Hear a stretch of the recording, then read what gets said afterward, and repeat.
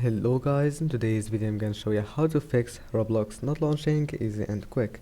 First click here and then go to task manager, and now once you're here click on it, and then now all you have to do just click on memory and then make sure to close all the application that is taking your memory to make sure that Roblox got enough memory, and like just close Google Chrome and the other application that you don't need. And after that, if that doesn't fix your problem, now go to apps and features, and after that go type here Roblox, click on it and uninstall it, and after that click here and go to run,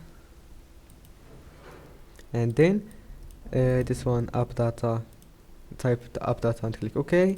After that go to local, and now once you're here all you have to do just scroll down until you find Roblox, and here's it. Now just right click and delete it. After that just go ahead and install it again. Don't forget to like, subscribe, and see you in the next video.